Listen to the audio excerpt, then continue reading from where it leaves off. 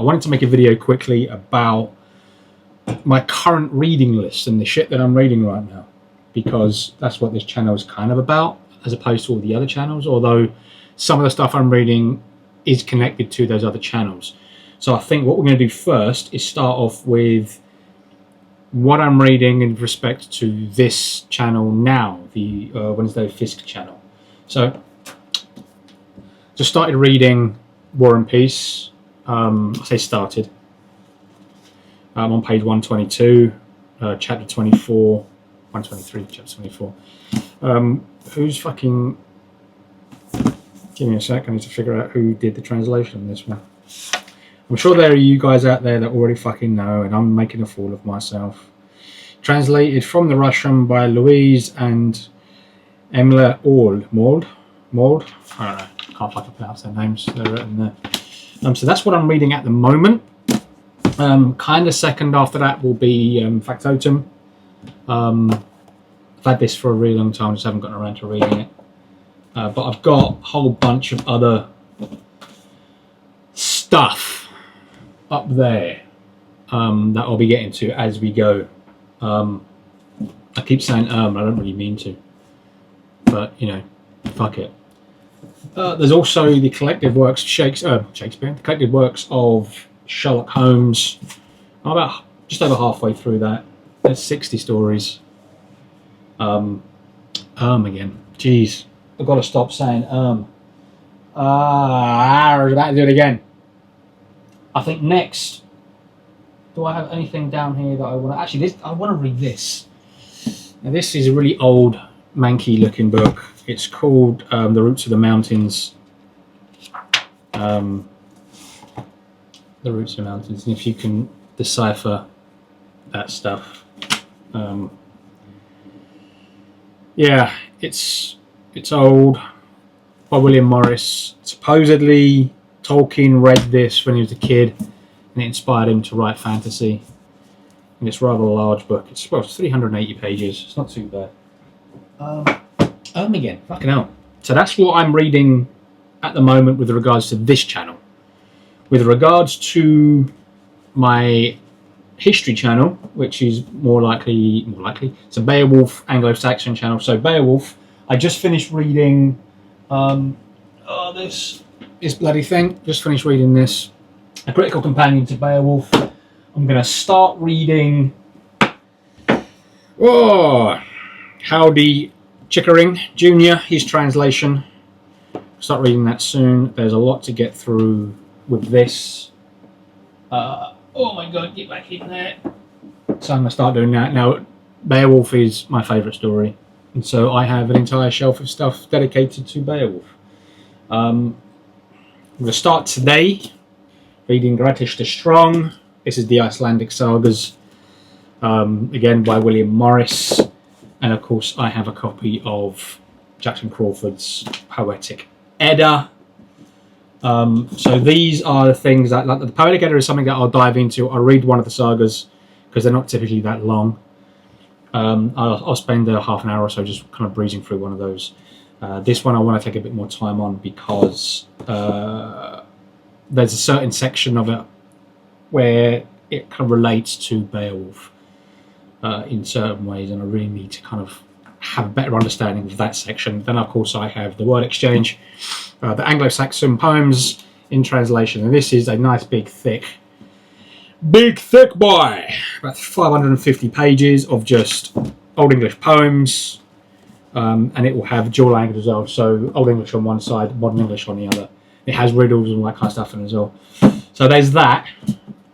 So that's for that stuff. In terms of the second channel, which is a fictional detective channel, I have the Sherlock Holmes stuff. I also am reading Dashiell Hammett. At the minute I've got Red Harvest. And I have, again, up there, an entire shelf filled with this kind of old school noir, hard-boiled detective stuff. And a few others that I'm trying to get into. I haven't quite gotten to yet, but we'll see how that goes. That's the kind of stuff that encompasses my 3 YouTube channels. On top of that, On the Shortness of Life by Seneca, and then I have Obstacle is the Way. I have Meditations. I have the Havamal, which is basically the words of Odin, which again is in the Poetic Edda, but I bought the standalone version, just something to breeze through every once in a while. Book of Five Rings by Miyamoto Musashi. Striking Thoughts by Bruce Lee. And I have The Prince by Machiavelli. Now these, I don't read all of these at the same time. I typically will pick up one, read a page or so, and write down how it makes me feel. There we are. I'm also studying warfare, because why wouldn't I? So of course I have a copy of The Art of War. I have a copy of On War by von Clausewitz, and I have Strategy by Liddell Hart. I've got a bunch of Liddell Hart's books in my war section down there.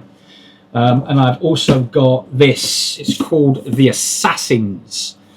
Let me get this out. I think this is a folio edition. Really cool artwork on the front. So it's basically the history of the Assassins. And I hope it's in focus. That will be gotten to soon as well. So basically everything that's right here and up in these shelves is kind of like stuff that I will pick up and dabble in. Trying to sort everything out because I hate when books are just flying around all over the place. I really hate it. I just remembered I have 2 more books for the Beowulf channel. So I have The Mere Wife by Maria Devana Headley. I finished reading her translation of Beowulf. I have a whole video about how fucking shit this translation is. And even though it's labelled as a feminist translation, it's not really feminist. Out of the 3,182 lines in that poem, maybe a dozen could be construed as feminist. There are 6 main women in this story, and not one of them does anything that would ordinarily do. And all of the men pretty much do everything that they would ordinarily do in every other translation.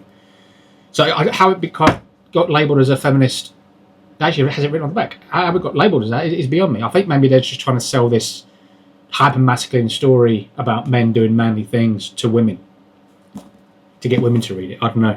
The other one is John Gardner's Grendel. I've heard a lot of things about this, and this has actually obviously been owned by someone else. It's got notes, so it'd be interesting to see how those notes relate to, and some highlights.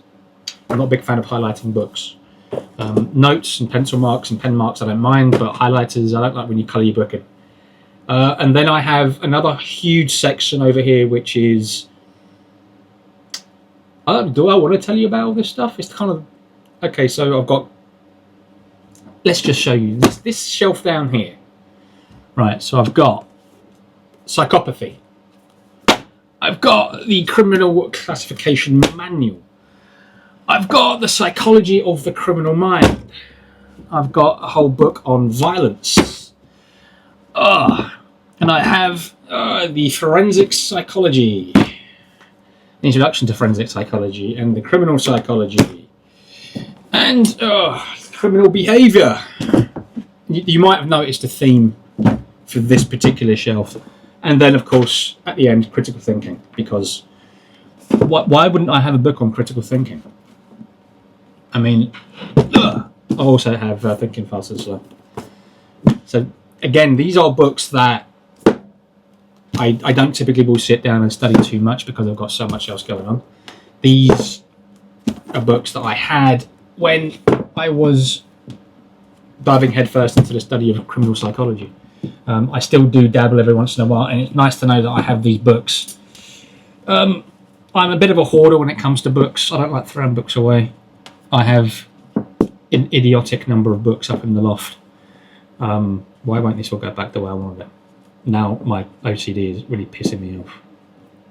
I have Snakes in Suits. I've got books on journalism. I've got books on... Let me just grab a very simple book and what everybody is saying, you know, telling lies, Inside the Criminal Mind, Mindhunter, Without Conscience, The Anatomy of Violence. This book is fucking scary, by the way. And of course, by Paul Ekman, What the Face Reveals. It's a nice big, rather expensive, overly expensive, frankly, textbook. I like what Paul Ekman does, but he seems to charge an absolute fucking fortune for his services. I mean, everyone's got to make money, I suppose. But he's got a deck of cards. They're all face cards. And I mean that, they have people's faces on them. And all like different expressions and whatnot. And different variations of different expressions, like smiling and whatnot. And yeah, they're really expensive. I would like to own it, and maybe I will one day, but not right now. I'm mine for numbers because I really need to work on my math skills. Make It Stick, because why wouldn't I have a copy of Make It Stick when I have all of these fucking books? This one I found out was actually quite interesting. Wisdom Intelligence and the Creativity Synthesized. And just for funsies, I have 13 Steps to Mentalism. I think I might have been watching The Mentalist when I bought that.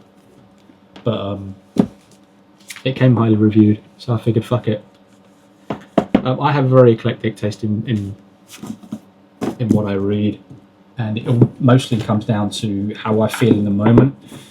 The stuff that I showed you at the beginning that have everything to do with the channels I'm involved in, they are things that I read typically every day, or at least every other day. Everything else is, if I fancy reading something about that subject, I have books right there. I haven't got to get up and walk over there. I mean, it's literally about 5 feet away. But what else is there? All the books down here typically are my antiquarian stuff. I've got old stuff here on Proto-Indo-European and King Arthur. Up there I've got philology and language, and right at the very top there I've got all of my Tolkien stuff. Like I said, at the bottom there I've got war. Here I've got all of the Old Norse Viking stuff. Yeah. And I need to show you this, because why wouldn't I want to show you this? This is not the oldest, but the most expensive book I own. And it is the Valsanger Saga, translated by William Morris and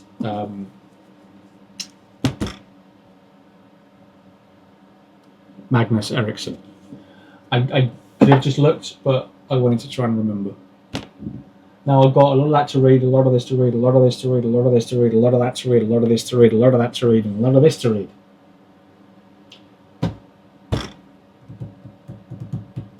Do you ever think that there just isn't enough time in the day to read? It's so fucking hot right now.